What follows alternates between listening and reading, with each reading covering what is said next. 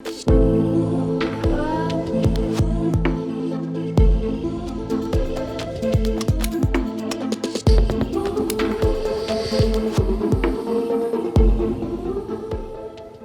a su base tecnológica, las fintech y las empresas de e-commerce están expuestas a muchos riesgos digitales.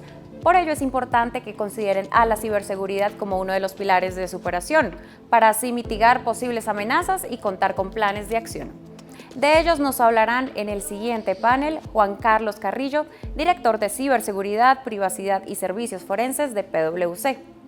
Claudio Martinelli, director general de Kaspersky para Latinoamérica. Ivonne Muñoz Torres, fundadora de eLawyers SC y especialista en ciberseguridad. Modera este panel Mauricio Hernández, coordinador de contenidos de Forbes México.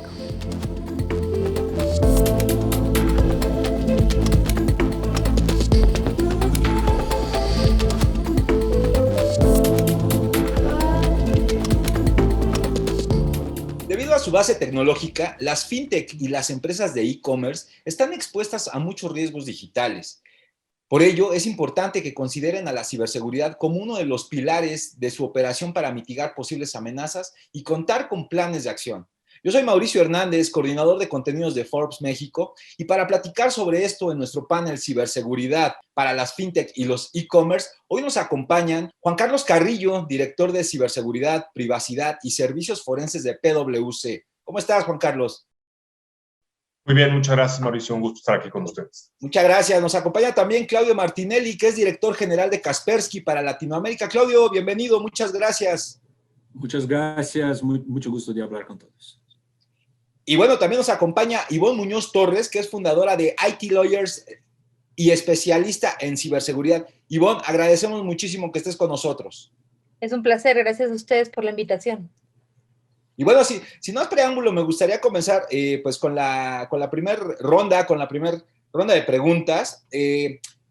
Y me gustaría que me dijeran desde su perspectiva como expertos, como analistas, me gustaría comenzar con ¿cuál es el panorama en materia de ciberseguridad en los sectores de e-commerce y fintech en México? Me gustaría comenzar, por favor, con Ivonne. Gracias. Fíjate que es una pregunta muy interesante. Desde hace 20 años yo tengo una maestría en comercio electrónico y hace 20 años recuerdo que muchos veían un panorama oscuro para este tema por el tema de la brecha digital tan grande que había hace 20 años en el país. Afortunadamente, justo creo que en el 2002, en una entrevista del aniversario de Internet, platicábamos que en México solo había en ese entonces 17 millones de usuarios y decías, wow, ¿no? O sea, de 17 millones a 100 millones en México, pues nos falta muchísimo, ¿no? Actualmente, cuando dices hay 80 millones de usuarios en México de Internet, aún así, la brecha, a pesar de que la brecha digital se ha cortado, el tema de los usuarios, el tema de e-commerce sigue siendo muy pequeño. Solo el 23% de los que usan Internet en México utilizan el e-commerce. Si eso luego lo segmentamos a fintech, pues es un 5% si le damos una cifra muy alta, ¿no? Sin embargo, pues hay que, yo creo, verlo desde la perspectiva positiva. La situación actual nos ha llevado justo a este involucramiento en el entorno digital que seguramente es muy favorable. Yo ayer leía una nota que el principal vendedor de e-commerce en México está viendo un crecimiento muy positivo, ya no únicamente de productos que ellos venden, sino de terceros que se venden a través de él. Voy a evitar decir la marca, obviamente, pero creo que todos sabemos, es el de la flechita, ¿no? Y justo estaban diciendo que tienen un programa o van a implementar un programa en México a través del cual van a impulsar a las pymes y a los pequeños, o sea, desde el pequeño empresario para que su plataforma sea la más importante para realizar comercio electrónico en México. Por lo cual yo auguro un panorama positivo desde la perspectiva del uso, también en el tema de fintech. Sin embargo, desde la perspectiva de ciberseguridad, creo que tenemos aún los riesgos, porque estamos subiéndonos a un carro aceleradamente, no un carro que esté estacionado, sin tener conocimiento de cómo hacer un uso adecuado de las tecnologías de información, sin saber cómo utilizar adecuadamente nuestras tarjetas de crédito o nuestros instrumentos de pago, ahora que nos vamos hacia un entorno fintech, y eso genera mucha falta de certeza jurídica y de seguridad a nivel, desde la perspectiva de ciberseguridad en el usuario. qué es lo que necesitamos para tener un panorama que sea halagüeño, no únicamente en el crecimiento, sino también en la seguridad. Seguramente Juan Carlos va a estar súper de acuerdo conmigo, necesitamos mucha concientización en el usuario, ¿no? Mucha enseñanza en el, sí, cómprate tu desayuno, tu cena, tu comida, tu ropa, cualquier cosa que necesites a través de Internet, sí y solo sí, validas A, B, C y D, ¿no? Nadie nos está diciendo esa parte de la validación. Entonces, para cerrar y darle el espacio a mis dos compañeros de panel, yo auguro un panorama muy positivo sí, solo si hacemos ese reforzamiento en la concientización de cómo hacer el uso de las herramientas, tanto de pago, todas las herramientas nuevas que vienen de pago en tema de fintech.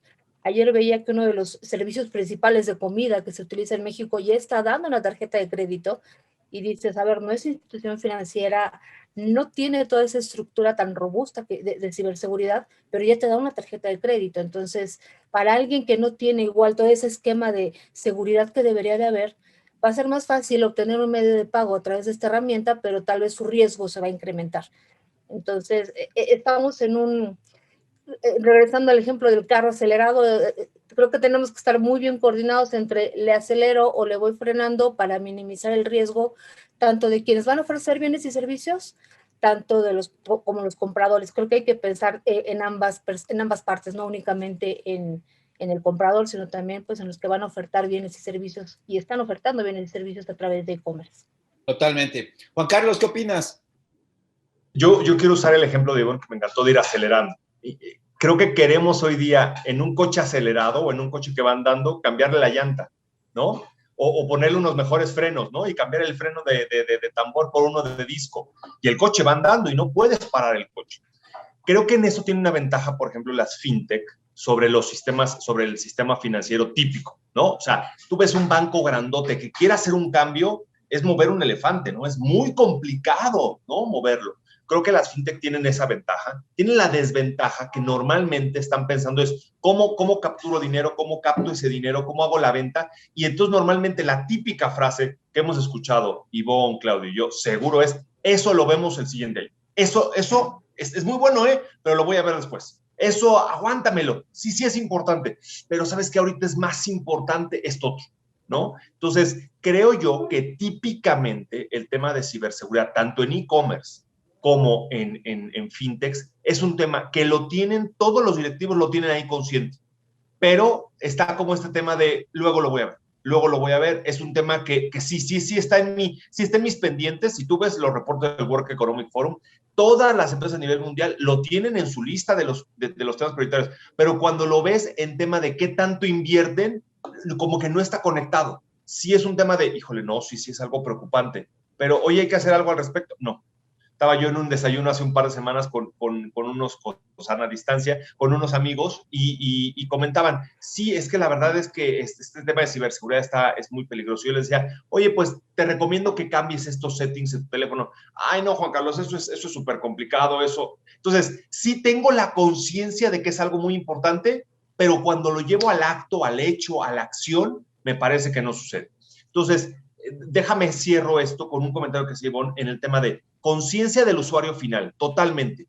Conciencia de la empresa que ofrece el servicio y luego, no nos metemos ahí, pero todo el tema de qué tanto las leyes, ¿no? y el gobierno pone las reglas del juego claras para que tenga tanto la empresa como el usuario tenga esa credibilidad en el sistema. Entonces, me parece que esas características hoy día todavía no están dadas. Creo que sí, como dice Ivonne, está todo el terreno listo para que eso suceda, pero no es la acción de una parte o de una empresa o de una industria, sino tiene que ser un juego de todos. Totalmente. Claudio. Bueno, muchas gracias, señores, Ivonne.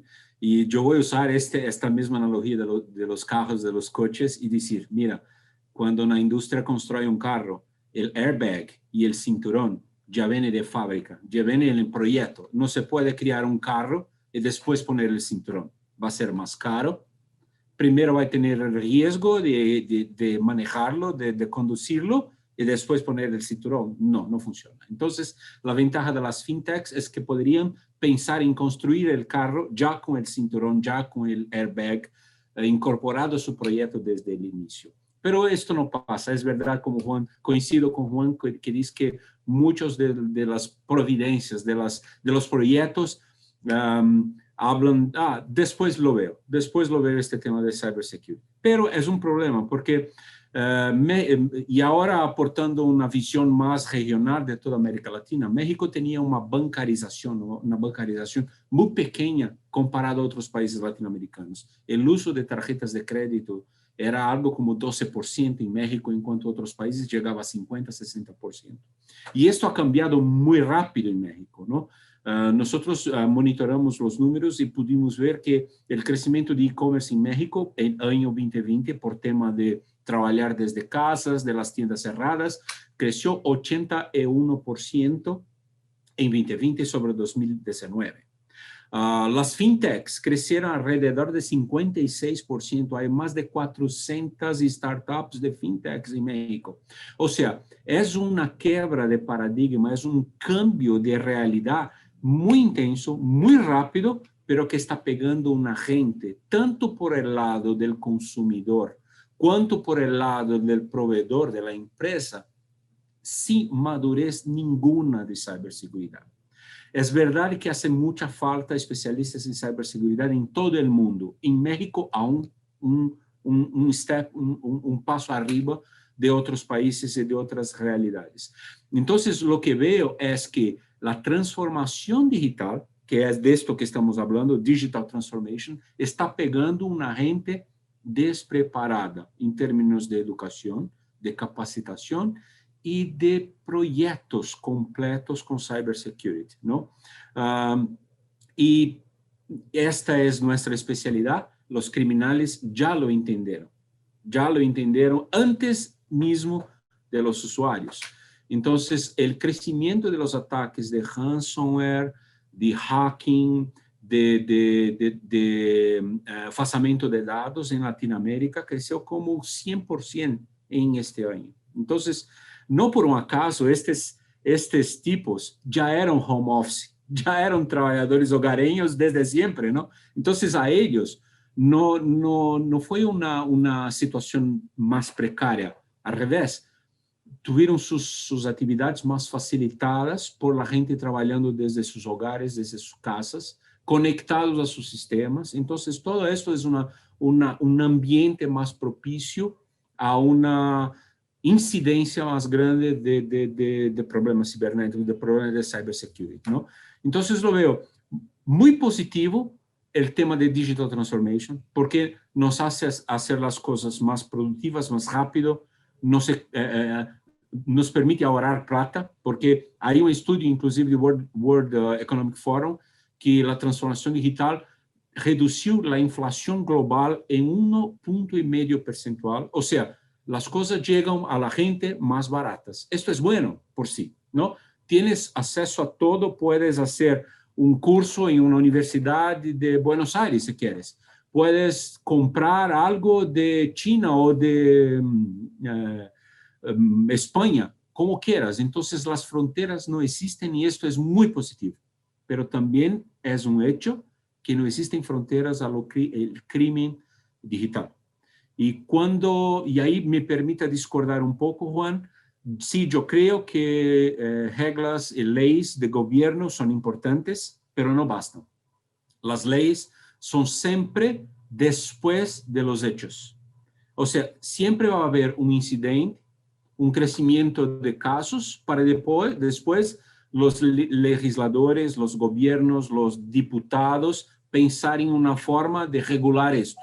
Pero ya pasó muchos casos. Mucho dinero, mucha plata ya se fue a los bolsillos de los criminales, muchos incidentes ya se pasaron, muchas fraudes ya se pasaron. Entonces, el primero responsable por la calidad de cybersecurity es el usuario. No se puede delegar esto ni el Papa, ni el gobierno, ni el presidente. Esta es la verdad. Hay que tener conciencia que el agente principal de cybersecurity soy yo. Yo cuido de mi dato, yo cuido de mi identidad digital. Eso es el tema. Claro, totalmente. Y justo amalgamándolo un poco con esto último que comentabas, Claudio, me quedo contigo para esta segunda ronda. Y te preguntaría, Claudio, en tu opinión, ¿cuáles son los principales riesgos que deben enfrentar las empresas del sector fintech y del e-commerce en materia de seguridad actualmente? ¿A qué nuevas amenazas han tenido que enfrentarse las empresas, grandes, pequeñas? Ok, yo voy a dividir en dos lados, el lado del consumidor y el lado de la empresa. Los dos son atacados, los dos son blancos de ataque muy concretos. Por el lado del consumidor, porque es más sencillo de explicar, son dos principales vectores de ataques. Uno es lo que llamamos de account takeover.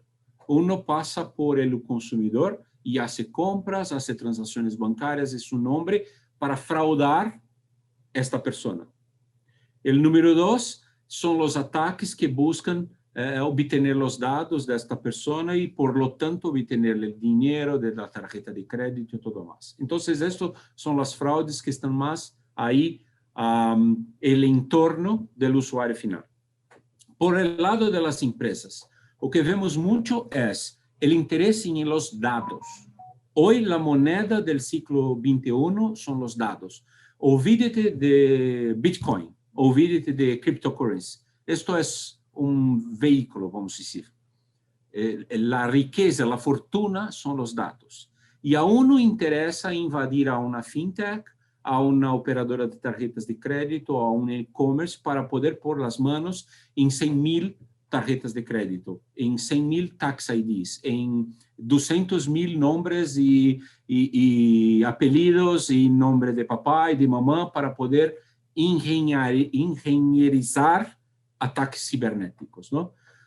Obtener pasaportes, obtener todo que se puede hacer con esto. Entonces, este es el gran objetivo de los criminales cuando atacan a las fintechs o a las empresas de e-commerce, es poner las manos en una gran masa de datos.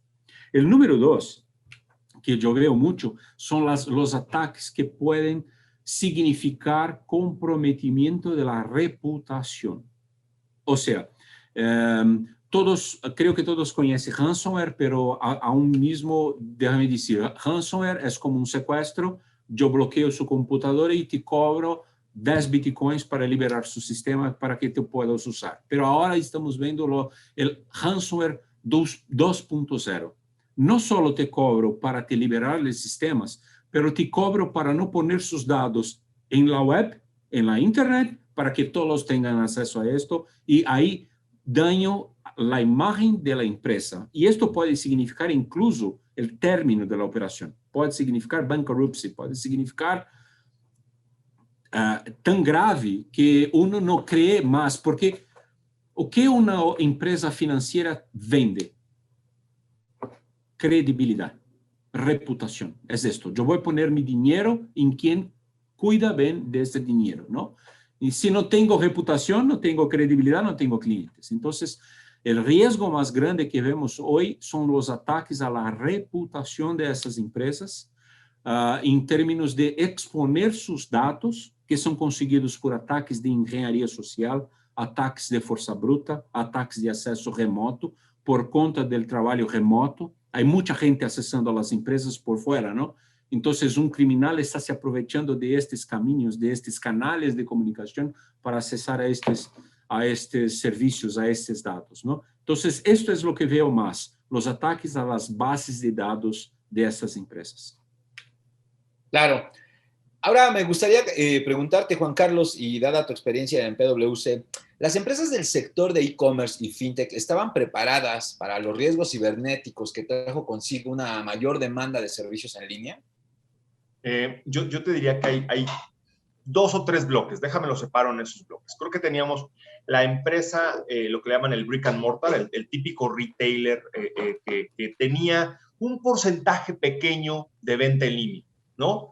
Ese, honestamente, no tenía lista su logística, no tenía lista sus páginas web, no estaban listas. En muchos casos, como Ivonne lo mencionaba, no tenían un certificado de seguridad, no estaban certificadas en un estándar como PCI, no tenían mucho de esto, como que lo que decía yo en mi participación anterior, lo habían ido pateando hacia adelante a decir, luego lo vemos, no estaba en su mindset. Y entonces volvemos al ejemplo que yo decía del coche, viene esta demanda brutal de venta en línea y tenían que hacer todo mientras estaba. Tienes ese bloque, tienes el otro que nació en línea, donde está el ejemplo de la empresa que mencionaba Ivonne de la flechita o la amarilla argentina, sale una nota justamente que van a duplicar la cantidad de inversión en México, creo que cuatriplicar sus empleados también en México. O sea, estas empresas ya tenían en su mindset el tema de si es, ya tenemos que hacer todo en línea. Y entonces para ellos es simplemente es el decir, ya no es un tema lineal. Con la venta normalmente en físico, yo quiero vender más, necesito más espacio de tienda, ¿no? En el tema en venta en línea normalmente no es igual, y más con servicios en nube es mucho menos. Entonces, tienes ese bloque que estaban más o menos listos. Tus estrategias, si están bien hechas tus estrategias de seguridad, no tienes problema, porque lo único que haces es decir, nueva, voy a poner, esto es un ejemplo, voy a poner una cajita nueva. Esa cajita nueva tiene que tener todos estos estándares de seguridad. Entonces, en ese mindset que nosotros le llamamos un security o privacy by design, de hecho así se ocupa muchísimo, por diseño, lo que decía Claudio, cuando nace el concepto, yo ya se lo puse, no le estoy poniendo el cinturón de seguridad después, no, desde que lo estoy diseñando ya bien. Entonces, en ese tipo de grupos, de empresas, creo que les fue mucho más fácil y aprovecharon todo el otro mercado que dejaron. Y luego tenemos las pequeñitas empresas de fintech o de e-commerce que iniciaban. Creo que su problema normalmente es lo que yo mencionaba antes. Tengo el concepto de que tengo que implementar seguridad, tengo el concepto de que tengo que hacerlo mucho más, pero muchas veces no tengo el fondeo y no está en la prioridad de un director financiero o de un director general el invertir en ese tipo de soluciones. Entonces, tienes esas tres gamas, al menos, de empresas. Creo que en todas la conciencia está. Me parece que el problema es cuando tú te llevas de la conciencia a la inversión. Termino con un ejemplo que me encanta. Hay una caricatura sobre el tema de multas en Europa. Hay una legislación en Europa sobre el tema de privacidad, GDPR. Y las multas pueden llegar a ser hasta el 4% de tus ingresos a nivel mundial, ¿no? Y tú vueltas y dices tú, ok, o sea, lo que el legislador quiere decirte es, si incumples, te va a costar 4% de tus utilidades, ¿no? O sea, es un tema para que el director general, para que el director financiero lo ponga en números. Y tú vueltas y dices tú, ¿y cuánto es el budget? ¿No? Y ahí lo ponen en chiste y pone el 0.00004% de lo que generas de utilidades. Entonces, ahí está el problema. Tú tendrías que decir la inversión en ciberseguridad tiene que estar relacionada con el riesgo que voy a disminuir.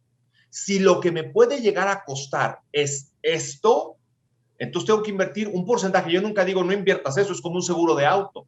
Tú inviertes un porcentaje sobre eso, pero ahí entramos. Creo que ese es el gran brinco que tienen que hacer las empresas. El hacer ese brinco de decir ¿cuánto me costaría? Sobre ese número, un porcentaje es el que voy a invertir para proteger. Claro, totalmente. Oye, Ivonne, me gustaría preguntarte, y vaya, en un mundo cada vez más digital, ¿qué ha pasado con la protección de datos personales? ¿Qué han tenido que hacer las empresas para garantizar esta protección? A mí me encantaría decirte que han hecho todo, pero la realidad es que seguimos, siento yo, con un gran vacío del tema de cumplimiento de la Ley de Protección de Datos Personales en este país, a pesar de que ya este año cumple 11 años la ley. Sigue existiendo una mala idea de que la ley es nueva, de que la ley no le aplica a todos y que ahora en el entorno digital es como que algo que quedó de lado, ¿no? Creo que hay muchos elementos, tanto políticos como de educación, que están afectando el tema del cumplimiento en materia de protección de datos personales. Te comparto yo mi experiencia como consultora, ¿qué he visto en estos últimos 2 años o en este último año y medio? Sí, muchas empresas que antes me decían, luego lo vemos, o sea, es perfecto el ejemplo de Juan Carlos, de lo vemos en la siguiente semana o lo vemos en el siguiente quarter para ver el tema del budget. Muchas de estas empresas sí tuvieron el entendimiento de mi personal ya no está en casa, mi personal se lleva datos personales a su casa, tengo clientes que ahora ya no son presenciales, estoy recabando datos personales. Ivonne, me acuerdo que tú me dijiste que hay una ley, tengo que cumplirla y mi respuesta es, la tenés que cumplir desde hace 10 años, pero si ahora sí la quieres cumplir, vámonos, ¿no? En nuestro caso, en nuestra experiencia, la gran mayoría de nuestros clientes que ya cumplían con la ley únicamente tuvieron una migración muy pequeña por el tema de teletrabajo, pero aquellos que estaban en ahí luego lo vemos, se activaron muy rápido y ahí yo lo veo positivamente. Sin embargo, cuando ves, pero este es el grupo de empresas ya grandes, ya concientizadas, ya con una estructura muy distinta, ¿no? Muy tecnológica y con una idea muy tecnológica también.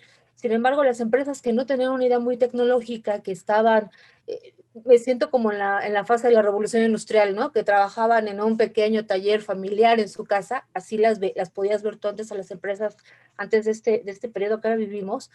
eh, Ahora que ya se fueron a teletrabajo y que tuvieron que migrar servicios y plataformas y subir a la nube y demás, tuvieron que tener un cumplimiento acelerado en materia de protección de datos personales. Sin embargo, yo aún sigo sintiendo que el porcentaje de cumplimiento es bajo.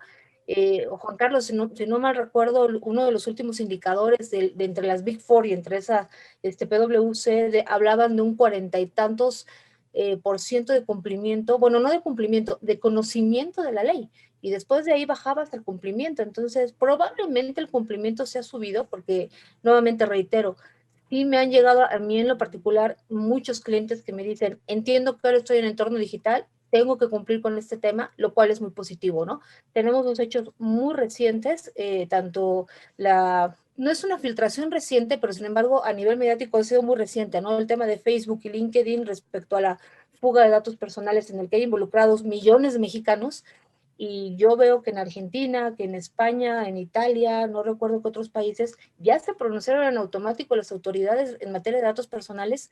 En México no hay pronunciamiento. Entonces, nuevamente, esto en lugar de empujar hacia una cultura de vamos a proteger los datos personales, vamos a cumplir con una ley que existe desde hace 11 años, que no es nueva, que tiene sanciones robustas, porque no son sanciones de 20,000 pesos, son sanciones de millones de pesos también, ¿no?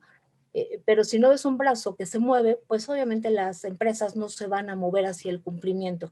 Más el tema del budget. Te voy a decir la frase que yo le digo a todos mis clientes, que es un tanto parecida a la de Juan Carlos. Yo siempre les pregunto, ok, si no tienes presupuesto para cumplir con privacidad, dime si tienes presupuesto para pagar multas. Y es cuando entonces empiezan a hacer una conciencia en la parte de no quiero pagar multas, mejor ese dinero lo invierto en ciberseguridad o lo invierto en cumplimiento de protección de datos personales. Entonces suena difícil, muchos reaccionan tal vez con el, ¿qué pregunta tan agresiva? Pero esta es la pregunta que todos nos deberíamos de hacer.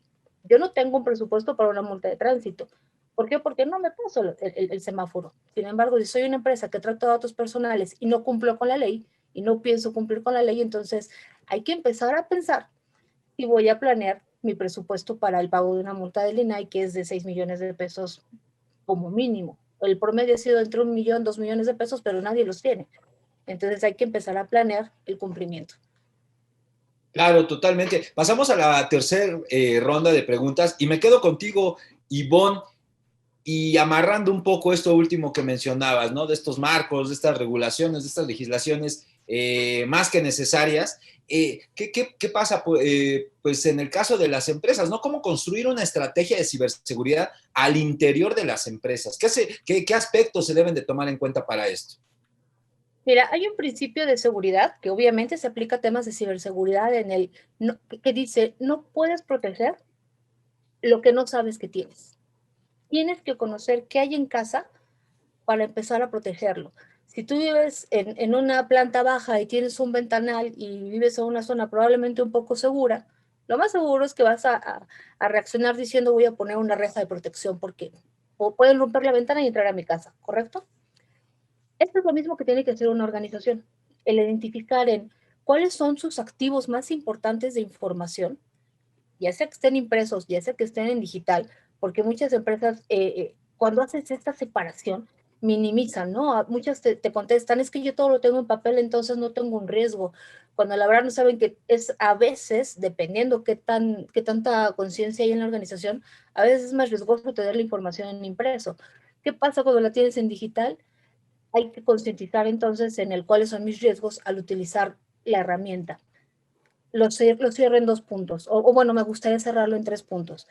Primero, concentrarnos, considerar que nuestro humano, esto es nuestro empleado, nuestros colaboradores, nuestros jefes, porque también sucede eso, ¿no? Hacemos una estrategia perfecta hacia abajo, pero cuando vas hacia la alta dirección hace lo que quiere y a veces entran los problemas por ahí. Bueno, concentrarnos en el humano, capacitarlo constantemente y validar sus conocimientos. Segundo, el estar haciendo una identificación de cuáles son los activos importantes que tienes dentro de la organización para entonces decir, tengo que protegerlos y cuál es mi estrategia de protección para cada uno de estos activos. No solo datos personales, sino información confidencial. Imagínate ahorita una farmacéutica que está haciendo una vacuna, esa es su información, es importante, que tal vez no tiene que ver con datos personales, pero sí con todo este tipo de información de investigación y desarrollo. Esa es ahorita la información más toral, ¿no? Esto cambia también conceptualmente dependiendo del giro de la organización. No en todas las organizaciones el activo de información más importante es el mismo. Tienes que hacer ese análisis bajo el perfil de la empresa. Y por último, tener un abogado capacitado en temas de tecnología es complejo. Yo llevo 20 años en esto y sigo aprendiendo todos los días, sigo estudiando todos los días, porque no nos forman en esto a los abogados. No hay una universidad que genere licenciados en Derecho. No estoy hablando de maestrías en las que te especialices, sino de abogados que sepan de tecnología. Yo todavía sigo contratando egresados súper bien capacitados en temas legales, pero cuando les preguntas legislación de e-commerce, te dicen, no, nunca me la enseñaron. Y estoy hablando de universidades de prestigio, no de cualquier universidad. Entonces, tenemos que reforzar programas académicos en los abogados para que entiendan que el tema de derecho informático no es saber usar Office. Derecho informático es analizar cómo funciona la tecnología desde la perspectiva jurídica y cómo empezar a proteger tanto los activos de información como el uso de la tecnología. Con eso cerraría. Muchas gracias. Y justo en esto que mencionabas en el tema de las herramientas, Juan Carlos, me gustaría darle seguimiento. ¿Con qué tipo de herramientas o soluciones deben contar las empresas del sector e-commerce o fintech para garantizar la seguridad de sus datos, transacciones o procesos? Fíjate que escuchaba a Ivonne y me quedaba con una idea que me parece que puede llegar a ser peligrosa con los clientes, que es la frase de cumplimiento. Y mucho este tema de cumplimiento, el ejemplo que ponía Ivonne, de nada más darle palomita a algo. Y yo normalmente divido la palabra cumplimiento en cumplo y miento, ¿no? O sea, lo hice solamente para que me digan, ya estás. Pero realmente estoy mintiendo porque sé en el fondo que no lo estoy haciendo.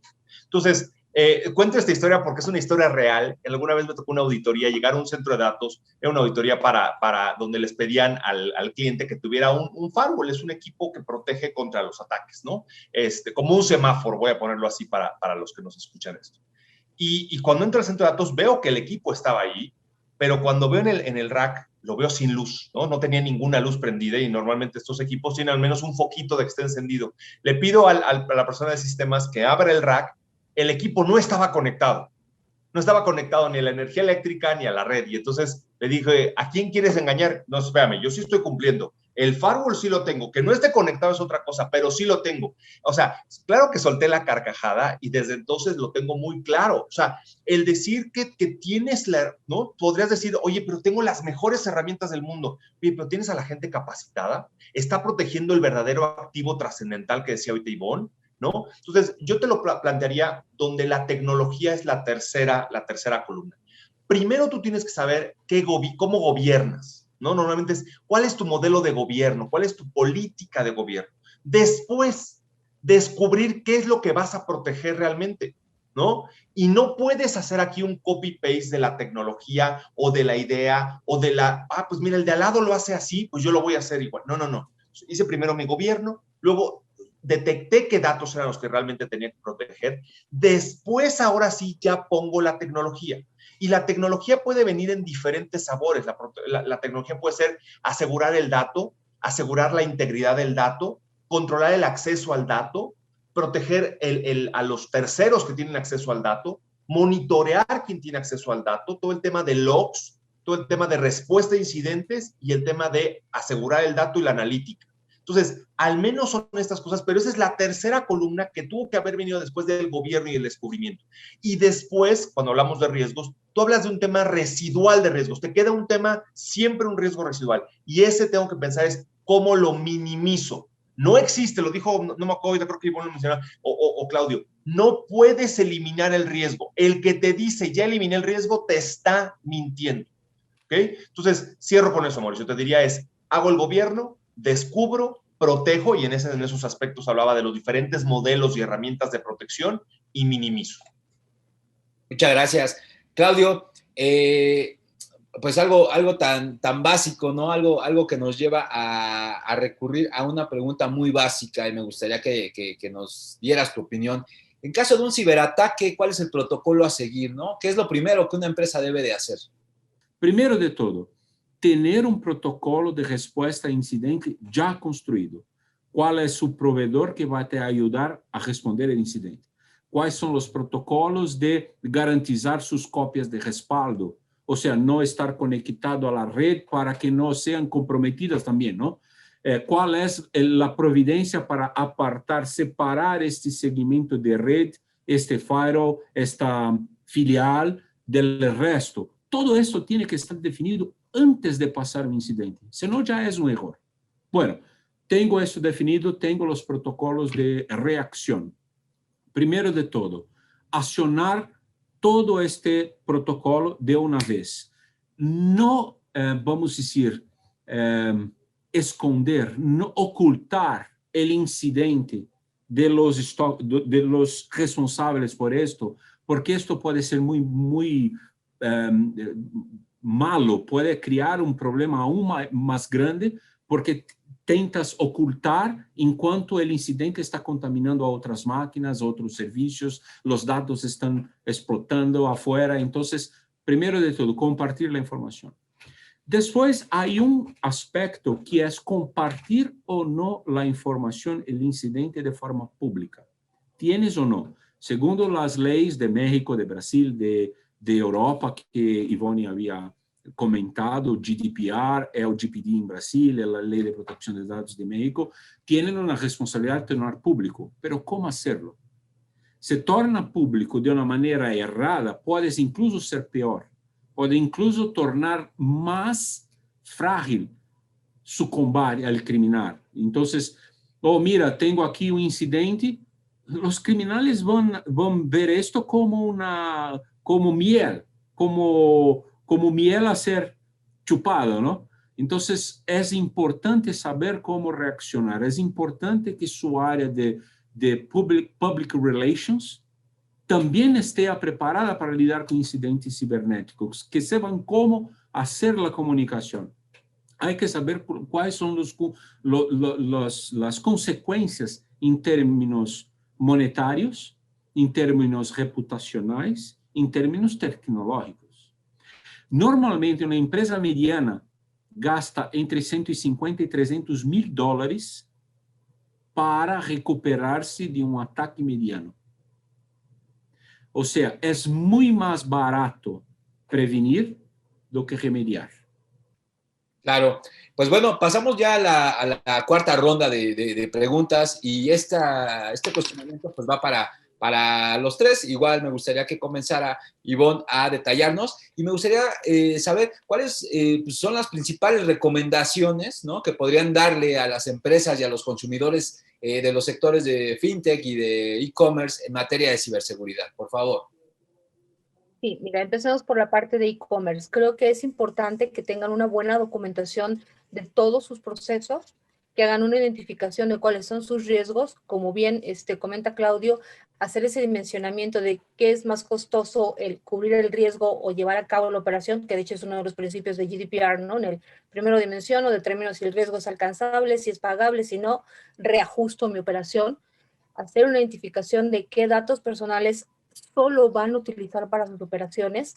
Creo que es importante grabar una idea en todos los empresarios, tanto los que están en fintech como en e-commerce. No somos dueños de la información que recabamos cuando realizamos e-commerce. El titular, el ciudadano, el que te compra, tu empleado, sigue siendo dueño de sus datos personales. Nosotros nos convertimos en custodios de esa información y como custodios de esa información tenemos entonces que implementar las medidas. Tenemos que vernos como una mini sucursal bancaria que tiene un policía en la entrada y que ha implementado cámaras y demás. Bueno, pues ahora hay que implementar seguridad relacionada con esa información que estamos construyendo, porque hay que entender también algo. No solamente debemos proteger lo que recabamos, sino la información que se va construyendo con base en esa información que recabamos, ¿no?, y que vamos procesando. Es desde la perspectiva muy general de negocio, ¿no? El pensar en, como bien dice Claudio, en concientizar, en capacitar, en pensar en toda la organización, no solo el que vende, no solo el que administra el servidor, no solo el que hace el sitio web o hace todo el reel de e-commerce, sino que hay que capacitar a todos, ¿no? Ahora, Totalmente. para los de FinTech, pues mi recomendación más importante yo creo es estar al tanto de todas las disposiciones que está generando la Secretaría de Hacienda, porque hay un delay importante en el tema de todas esas recomendaciones, especialmente en el tema de ciberseguridad. Ya han emitido algunas, sin embargo, no está todo el paquete completo, el sandbox legal aún no está completo. Entonces es importante porque Claudio decía, hay tanto emprendimiento en tema de fintech y dices que para mí como abogada me genera mucha incertidumbre porque estás construyendo la casa por el tejado, desde mi perspectiva. Si no tienes toda la construcción legal completa, pero dices, yo ya tengo mi fintech, ya di la tarjeta, está la plataforma, estoy dando créditos, estoy a veces utilizando cripto también, eh, pero no estás con toda tu construcción legal, estás en un riesgo de cumplimiento legal que probablemente después, cuando salgan las disposiciones completas, te van a ser inalcanzables en el cumplimiento en tema de costos. A veces decir, cumplir lo legal es hacer un contrato. No, a veces cumplir lo legal es hacer 20 pasos que tienen que ver también con gestión del riesgo, que hacia allá es donde está, por lo menos en muchos países, la legislación de fintech se orienta a eso, ¿no? A la gestión del riesgo, y gestionar el riesgo es un costo importante para una organización. Esas serían mis recomendaciones para ambos sectores. Muchas gracias, Ivonne. Igual, Juan Carlos, ¿con qué cerramos? ¿Con qué nos quedamos? Mira, yo ocuparía tres palabras que tienen la mayoría de las leyes de protección de datos, pero que en la mexicana me gusta. Finalidades, tratamientos y transferencias. Si no sabes para qué quieres el dato, no lo pidas. No lo pidas. Piénsalo como si fuera material radioactivo, ¿no? Ya sea que seas un e-commerce, ya sea que seas una fintech. ¿Para qué quiero conocer ciertos datos? En México le pusieron una multa a una aseguradora por pedir datos del esposo de la asegurada, cuando no había una finalidad clara. Entonces, finalidades, ¿para qué quiero el dato? ¿No? Tratamientos, ¿qué voy a hacer con ese dato? Ivonne decía muy bien y me encantó, no solamente es qué obtengo de datos, sino cómo proceso y qué hago con esos datos. Hay muchas veces que piensa, ¿no? Cuando eres un empleado de 10, 15 años en una empresa, déjate lo que me diste hace 10 años, ¿qué tanta información he ido generando durante esos años? Entonces, ¿qué voy a hacer con esa información? Y tercero, ¿a quién se la voy a compartir? Muchas de las fintech y todo ese tema de bancas a service ocupan, o el propio e-commerce, comparten información con otro banco o comparten información con otra fintech o comparten información con otro elemento. Ok, eso ahí, Ivonne, te puede dar toda una cátedra. O sea, ¿qué contratos estoy poniendo ahí para hacer esa confidencialidad en ambas empresas? ¿Qué responsabilidad hay? Porque si me vienen y me multan a mí, yo te voy a pasar parte de la multa, o cómo acordamos eso. Entonces, insisto, yo me quedaría con estas tres cosas que, aunque son muy básicas, de pronto las dejamos pasar. Finalidades, tratamientos y transferencias. Muchas gracias. Claudio, ¿con qué nos quedamos? Tus conclusiones, por favor. Número 1, yo soy responsable por la seguridad de mi empresa y de mis clientes también. Número 2, hay que compartir el tema de ciberseguridad con todos sus empleados. Entonces, para el público interno, no más externo, pero interno, tienes que compartir con todos sus empleados. Y yo soy muy fanático por una palabra: consistencia. Si va al dentista 2 veces por año y trata sus dentes, pero no usa la cepilla, va a perder sus dentes. O que conserva sus dentes es cepillarlos 2 veces por día, todos los días. Esto es consistencia. Y entrenamiento, capacitación, presupone consistencia. Hacerlo todos los días, todas las semanas, todos los meses. Porque uno va a se olvidar de esto en la semana siguiente ya no se acuerda más de lo que pasó en el entrenamiento de cybersecurity, que aquel tipo de TI me dio. Oh, que no, esto no va a pasar y clic. Bueno. Entonces, todos los días, cuando el tipo llega en su hogar a conectar al sistema remotamente, cuando hace contraseña, clic. Mira, este es el tip del día. No abra email de fuentes desconocidas. Ya, basta. El día siguiente, no repita su contraseña en 2 servicios distintos. En otro día, no compartille sus datos personales en Facebook. Entonces, puedes poner tips, pequeñas gotas de conocimiento todos los días. Claro. Existen herramientas para hacerlo. Es esto. Oigan, de veras, en verdad, muchísimas gracias por su tiempo. Una plática súper clara, súper agradable. Agradezco, Ivonne, Claudio, Juan Carlos, muchísimo su tiempo y pues esperemos que no sea ni la primera ni la última vez que charlamos en un espacio como estos. Información muy útil la que compartió nuestro panel, sin duda, sobre la importancia de la ciberseguridad para las fintech y los e-commerce. Así, hemos llegado al final de este espacio. A nombre de Forbes México, agradecemos su interés y preferencia y no olviden estar al tanto de todas nuestras noticias en los respectivos canales y redes sociales. Muchísimas gracias. Gracias.